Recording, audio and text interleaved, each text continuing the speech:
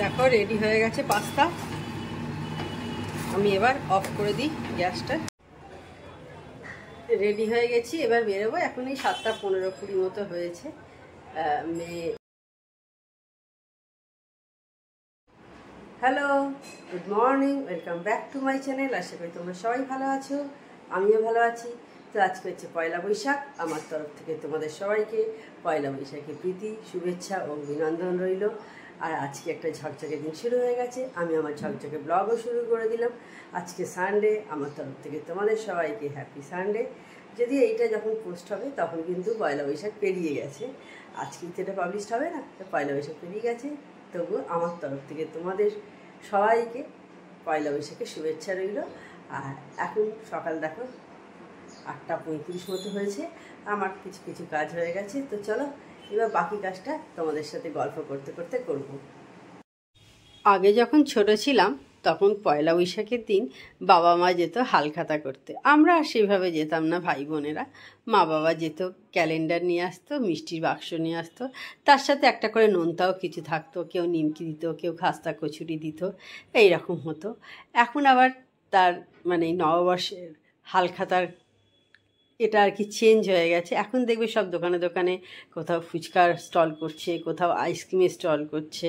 শুধু কিন্তু ওই ক্যালেন্ডার আর একটা মিষ্টির বাক্স দিলে চলবে না আর কি। বুঝে গেছে যে কাস্টমাররাও একটু অন্যরকম কিছু চাইছে। আসলে মানুষের সময় সময় টেস্ট বদলেছে, সেই কারণে তাদেরও সেইগুলো সমস্ত কিছু চেঞ্জ করতে হয়েছে। নাহলে জানে কাস্টমার হাতে থাকবে না, তাই না বলো? তাদেরও সেই জন্য চেঞ্জ করতে হয়েছে, তারাও করে নিয়েছে তাদের মতো। আর একবার বছরে মানুষকে একটু আইসক্রিম খাওয়ালো বা ফুচকা খাওয়ালো, তাতে তো কিছু এসে যাবে না। সারা বছর তো সেই কাস্টমারের থেকে তাদের ইনকাম হয়েই যাচ্ছে। তো ভালো লাগে। আমরাও আগে যেতাম, তবে এখন আর অত যাই না। এখন সেরকম অত আসেও না। ওই একটা দুটো দোকানে হয়তো এলো, সেটা পরে গিয়েও দেখা করে এলাম, এই আর কি। কিন্তু সেই দিনই যে যেতে হবে নববর্ষে হালখাতা করতে, সেটা এখন করি না কিন্তু আর।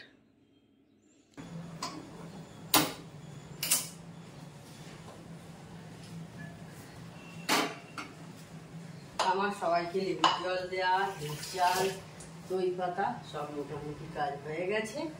এইবার ডিমটা বসিয়ে দিলাম, দিয়ে কিশমিশ ভেজানো জল, সেটা খেয়ে নেব।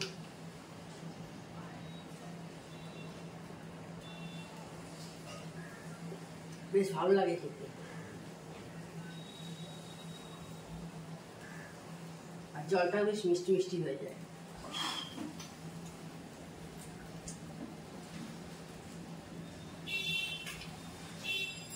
তোমরা এরকম ভিজিয়ে খাবে, খুবই উপকারী জিনিস।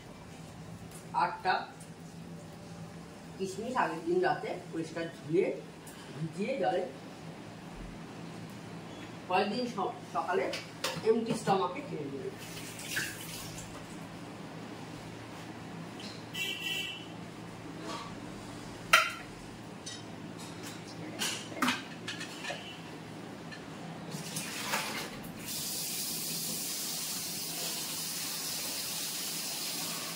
আর আজকে আমাদের এখানে রক্তদান শিবির আছে এই পাড়াতে।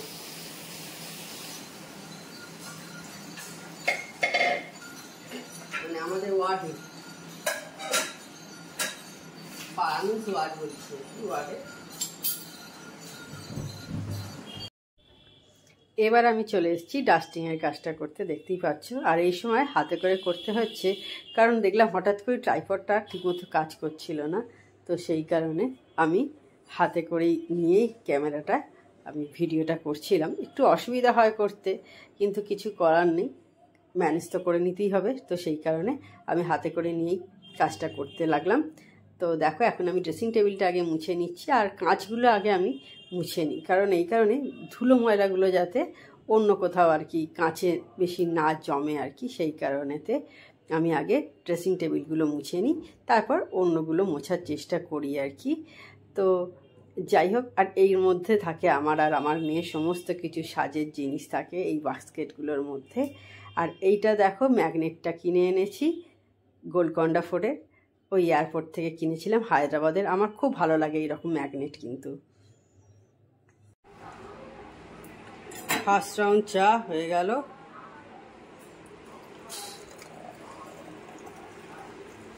এবার এটা আবার ঠান্ডা করতে দিতে হবে, কারণ আমার মেয়ে ঠান্ডা চা খায়। বসিয়ে দিয়েছি জলে, ঠান্ডা হোক একটু, তারপর দিয়ে দেবো। আজকে রবিবার, ব্রেকফাস্টে দেখো পাস্তা হয়, জানো, পাস্তা বসিয়ে দিয়েছি। আজ এই পাস্তার সাথে একটু চাউমিনও দিয়ে দিয়েছি, কারণ পাস্তাটা একটু কম ছিল দেখছি, আমার আনানো হয়নি। তো এইভাবেই চলবে খাওয়ার আজকে। আর এদিকে সবজিটা অলরেডি হয়ে গেছে ভাজা, আমি বরঞ্চ অফ করে দিই।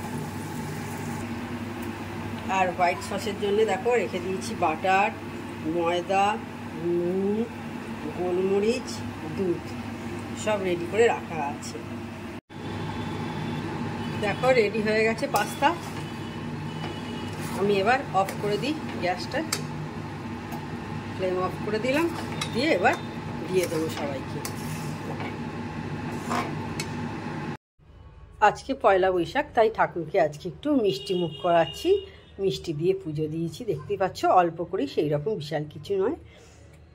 নিয়ে এসে দিল মিষ্টি, আমি এখন স্নান টান করে পুজো করতে চলে এসেছি। এবার লাঞ্চ টাইম, তো চলে এসেছি রান্নাঘরে। আমি দইগুলো তিনজনের ভাগ করে নিতে, দেখতে পাচ্ছ। আমরা সারা গরমকাল, বর্ষাকালে আমরা টক দই খাই, শীতকালটা খাই না, কারণ হচ্ছে তখন ঠিকমতো জমে না, সেই কারণে। নইলে খেতে কোনো অসুবিধা নেই, দই খেতে আমার খুব ভালো লাগে, একটা বেশ মনে হয় কি ভালো একটা জিনিস খাচ্ছি আর। খাওয়া দাওয়া করা হয়ে গেছে, বেশ অনেকক্ষণ আগেই হয়ে গেছে। তো আজকে সিম্পল রান্না ছিল, বিশেষ কিছু স্পেশাল কিছু হয়নি নববর্ষের জন্যে। বাঙালি আমরা রোজই বাংলার খাবারই খাই, আমাদের জন্য আর নতুন করে স্পেশাল আজকে এইটা করতে হবে ওইটা করতে হবে। রোজই ভাত, ডাল, তরকারি, মাছ, এ তো আমাদের বাঙালি বাড়িতে হচ্ছে, সেই জন্য আমাদের আর নতুন করে আজকের জন্য স্পেশাল করে কিছু হয়নি যে এটা করে এটা খেতে হবে। বাংলায় কথা বলি, বাংলায় থাকি, বাংলাতেই ভাবি, সবই বাংলায়, সেই জন্যে আজকের জন্য কিছু স্পেশাল যে বাংলায় কথা বলতে হবে, এইটা করতে হবে সেইটা করতে হবে, দিয়ে ফটো তুলে ইনস্টাতে ছাড়তে হবে, সেইসব ট্রেন্ড কিছু আমার মধ্যে নেই। তো যাই হোক, তো খাওয়া দাওয়া হয়ে গেছে অনেকক্ষণ আগেই, এখন বসে একটু বিভিন্ন সব ভিডিওগুলো দেখছিলাম, তো ভাবলাম একবার তোমাদের সাথে একটু কথা বলি। তো ঠিক আছে, তাহলে একটু পরে আবার তোমাদের সাথে কথা বলবো।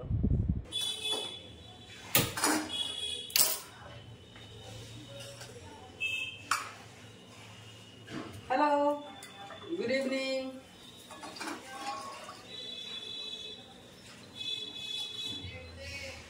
আজ অনেকক্ষণ পর অন হয়েছি। আজ পয়লা বৈশাখে কে কি করছো সেটা কমেন্ট করে জানিও। কটা দোকানে গেলে হালখাতা করতে, আমার কোনো হালখাতা দোকান একটা আছে, আমি এখন যাবো না, পরে যাবো, দেখা করে আসবো পরে গিয়ে, এই মুহূর্তে আমি যাচ্ছি না, ভালো লাগছে না নিতে।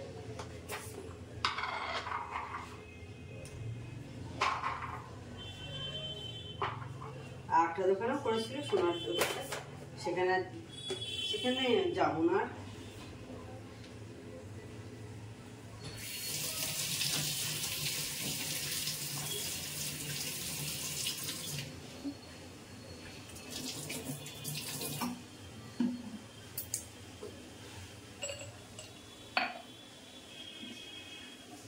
আর এই বৈশাখ পড়লো মানে এবার প্রচন্ড গরম শুরু, প্রচন্ড গরম শুরু হয়। তবু এই বৃষ্টিটা হয়েছিল বলে একটু কদিন ঠান্ডাটা কিন্তু গেছে, তাই না? নাহলে এই সময়তে মারাত্মক গরম থাকে। পয়লা বৈশাখের দিন এবারে তুলনামূলক অন্যবারের চেয়ে কম কিন্তু টেম্পারেচার।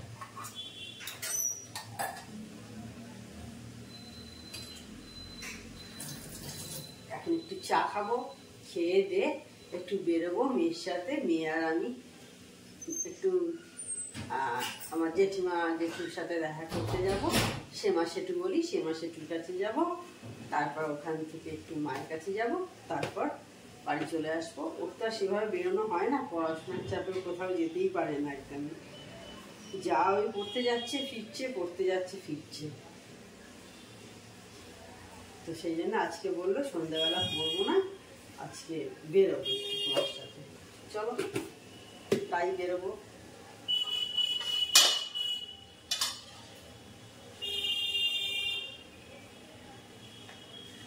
পয়লা বৈশাখের দিন অনেকে গৃহপ্রবেশ হয়, বিভিন্ন পরে এই সমস্ত শুভ কাজ করা যায়।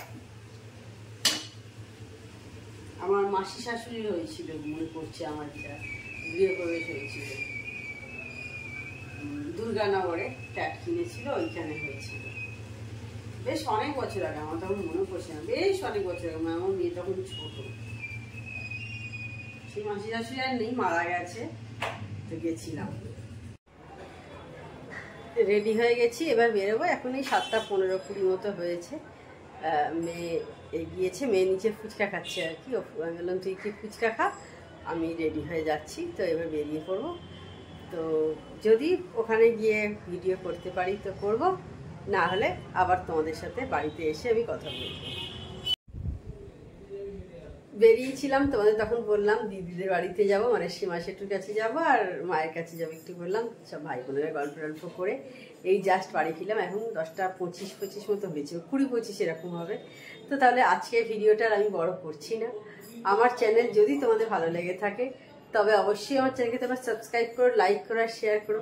আর যেসব বন্ধুরা এখনো পর্যন্ত আমার চ্যানেলকে সাবস্ক্রাইব করোনি, তার চটপট আমার চ্যানেলকে সাবস্ক্রাইব করে দিও। Tata, good night, sweet dreams.